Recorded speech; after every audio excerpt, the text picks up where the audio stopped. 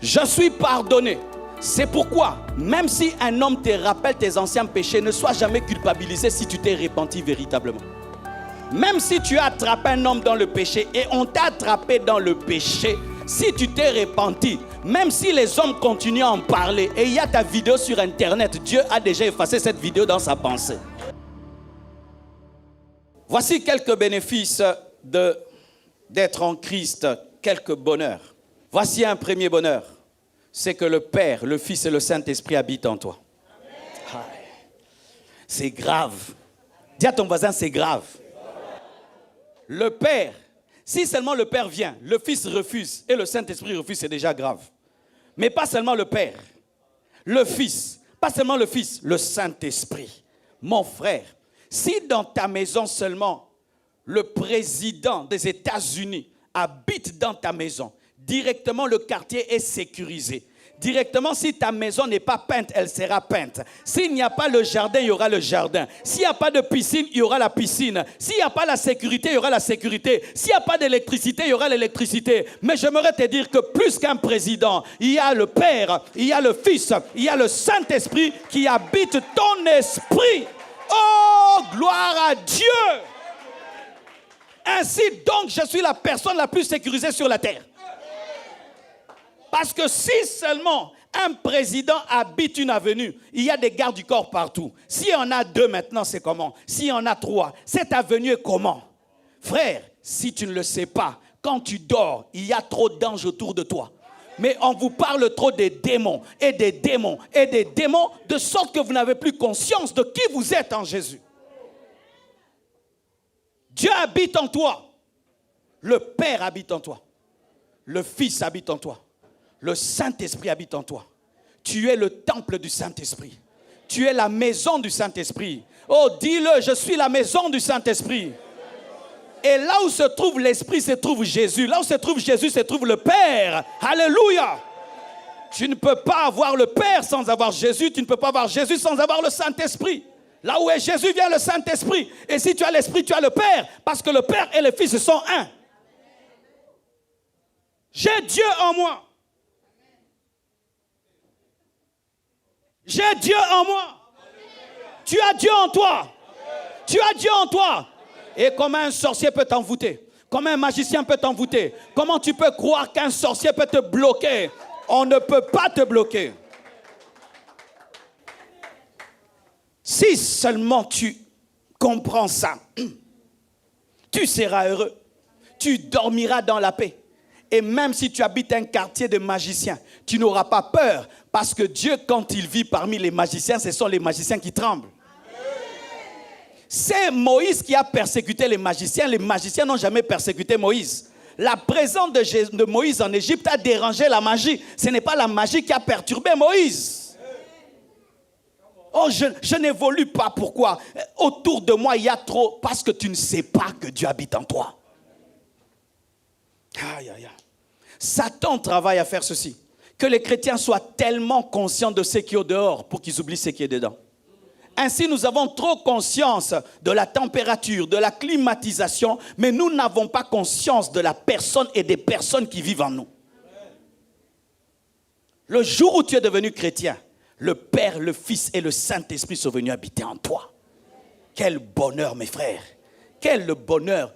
Qu'est-ce que tu feras même pour que moi, je puisse dormir chez toi un jour? Ce sera dur, n'est-ce pas? Essaye seulement, tu vas voir que ça ne va pas marcher. Mais Dieu, lui, va dormir et habiter chez toi. Oh! Moi, jusqu'à ta mort, je ne dormirai jamais dans ta chambre. Mais Jésus, lui, soupera avec toi, mangera avec toi, dînera avec toi. Si tu n'es pas chrétien, reçois-le aujourd'hui. Tu deviendras l'habitation de Dieu avec des majuscules. Deuxièmement, lorsque tu deviens chrétien, tous tes péchés sont pardonnés.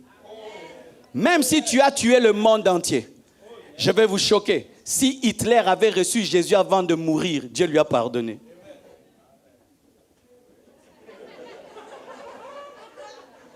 Vous êtes choqués?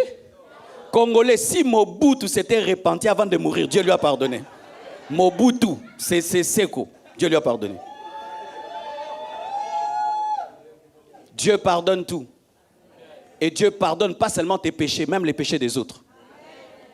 Mon frère, si même tu as avorté 10 fois et tu deviens chrétien, Dieu te pardonne. Si tes péchés sont comme le cramoisi, si tes péchés sont comme le pourpre, Dieu va les changer en blanc. Dieu va te laver et ils deviendront blancs. Comme la neige, tu dois le croire. Jésus t'a pardonné. Arrête de confesser des péchés que Dieu a déjà pardonnés. Arrête de confesser des péchés que Dieu a déjà pardonnés. Arrête de confesser des péchés que Dieu a déjà pardonnés. Et si un prophète vient te prophétiser, c'est que Dieu a pardonné, c'est Satan qui l'a inspiré, ce n'est pas Dieu, parce que Dieu n'est pas dans la culpabilité, dans la condamnation. Il ne se souvient plus des péchés qu'il a pardonnés. Si nous confessons nos péchés, il est juste et fidèle pour nous pardonner. Dieu t'a pardonné tes péchés passés et tes péchés présents, et il te pardonnera tes péchés futurs, mais je ne t'encourage pas à pécher. Il y a des gens qui n'ont aucune paix seulement à cause de la culpabilité. Chaque fois que tu pries, le diable ramène tes péchés au-devant de toi. Regarde, tu étais une prostituée, tu as avorté, tu as volé, tu as commis ceci, tu as commis cela, tu es indigne. Frère, aucun homme n'a été trouvé parfait lorsque Jésus est venu. Tous les hommes étaient indignes de recevoir sa grâce. Nous obtenons sa grâce par la foi. Et si tu as demandé pardon et tu as reçu Jésus, tout est effacé. Ton casier judiciaire au niveau de la mairie est plein, mais devant Dieu est vide. C'est pourquoi la Bible nous appelle des saints avant de mourir. Nous ne devenons pas saints en mourant, nous sommes saints en vivant. Nous n'avons pas besoin d'une canonisation pour être déclarés saints. Nous sommes saints parce que nous avons cru au Saint qui nous a sanctifiés. Quand Dieu regarde un chrétien qui est pardonné, il l'appelle saint. C'est pourquoi des lettres sont écrites à des saints qui sont vivants. Tu es saint. Tu es saint. Tu es trop religieux pour croire que tu es saint. Oui, tu dis ceci, personne n'est parfait. Oui, personne n'est parfait dans tes œuvres. Mais sur le plan de la position en Christ, Dieu te regarde au travers du sang de Jésus et il te considère comme saint et il te sanctifie. Je suis pardonné. C'est pourquoi, même si un homme te rappelle tes anciens péchés, ne sois jamais culpabilisé si tu t'es repenti véritablement. Même si tu as attrapé un homme dans le péché et on t'a attrapé dans le péché, si tu t'es repenti, même si les hommes continuent à en parler et il y a ta vidéo sur Internet, Dieu a déjà effacé cette vidéo dans sa pensée. Ne laissez personne vous garder sous la condamnation et la culpabilité et n'allez pas déterrer vos péchés lorsque vos vies ne vont pas bien. Donne-moi la main que je te parle, hein? Parce que les chrétiens, qu'est-ce qu'ils font? S'ils cherchent un travail, ils ne trouvent pas. Ils disent peut-être parce que j'avais avorté. S'ils cherchent le mariage, ils ne trouvent pas. Peut-être parce que j'avais avorté. Ils cherchent les enfants, ils ne trouvent pas. Peut-être non. Ce n'est pas à cause de tes anciens péchés, c'est à cause de ta présente incrédulité.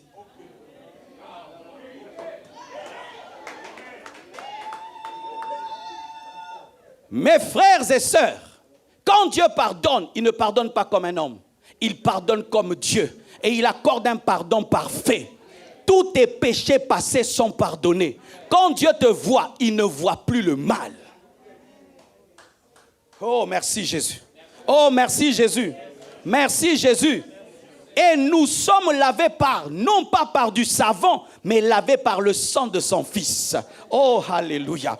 Je connais des grandes marques qui lavent bien les vêtements. Mais quand tu vas chercher là-bas, il y a de l'eau chaude ou il y a du savon ou il y a une machine terrible. Mais quand tu vas dans la blanchisserie de Dieu, tu ne trouves aucune machine, tu ne trouves aucun savon, mais tu trouves le sang, le sang, le sang, le sang de son Fils Jésus. Quand tu vas voir Dieu laver nos robes, il utilise le sang. Le sang de Jésus a coulé pour que tu sois sans tache devant Dieu. Arrêtez de confesser 1000 fois un péché déjà pardonné, vous énervez Dieu. Lorsque tu reviens toujours avec le même péché devant Dieu, tu énerves Dieu. C'est comme mon enfant, il casse la télé. Et puis il dit pardon papa, je lui pardonne. Et puis quand on mange, pardon papa, pourquoi la télé? On joue un peu au foot, pardon papa, la télé. On joue un peu au basket, papa, j'ai petit. Tu as un problème? Maintenant, ce qui va m'énerver, ce n'est pas la télévision cassée, mais c'est l'incrédulité par rapport au pardon. Ce qui énerve Dieu dans ta vie, c'est l'incrédulité par rapport à la grâce. Depuis que tu es devenu chrétien, Dieu a tout oublié. Quoi, tu aimerais quoi? Que je te dise de donner de l'argent pour être pardonné. Bizarrement, nous aimons beaucoup souffrir pour être pardonné parce que la grâce est trop facile, c'est pourquoi elle est compliquée.